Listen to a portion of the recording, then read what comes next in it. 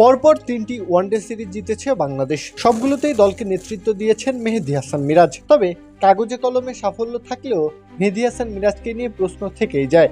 সেটা তার খেলোয়াড়ি ভূমিকা হোক কিংবা অধিনায়কত্বের দায়, চোখ তোলা যায় উভয় দিকেই। মিরাজ খেলে থাকেন অলরাউন্ডারের ভূমিকায়, কিন্তু তার ব্যাটিং নিয়ে শঙ্কিত হতেই হয়। এক কথায় বলতে গেলে তিনি যেন ব্যাটিং অর্ডারের গলার কাটা। মিরাজ বেশিরভাগ দিনই খেলতে নামেন 6 কিংবা 7 নম্বরে, যেখানে কাজ হলো দ্রুত গতিতে ব্যাট চালিয়ে বড় সংগ্রহের দিকে দলকে নিয়ে যাওয়া, নয়তো লক্ষ্য তাড়া করা।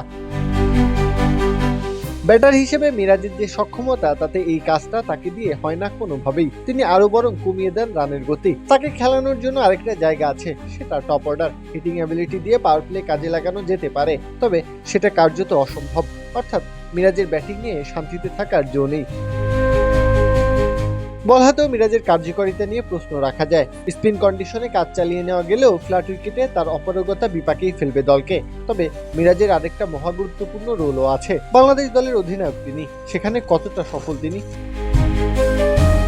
অবশ্য পরিসংখ্যান দিয়ে সফলতা মাপতে গেলে মন্দ বলার উপায় নেই। তবে মাঠের উপস্থিত বুদ্ধি কিংবা সাহসী সিদ্ধান্ত নেওয়ার ক্ষেত্রে যথেষ্ট অপরিপক্কতা রয়েছে তার। এই যেমন শেষ ম্যাচে নিউজিল্যান্ড যখন 8 উইকেট হারিয়েছে, জেতার জন্য 100 রানের মতো বাকি, সেখানেও নাহিদ রানার মতো বোলারের হাতে বল দিয়েছেন মিরাজ। অথচ তাকে যথাসম্ভব আগলে রাখা উচিত। এমন না অপশন ছিল না, শরীফুল ইসলামের ওভার তখনও বাকি। এমন সব ডিসিশন একটা দলের জন্য বড় ইম্প্যাক্ট রাখে। সবশেষে তাই প্রশ্নটা চলেই আসে, মিরাজ এই দলের জন্য কতটা পারফেক্ট।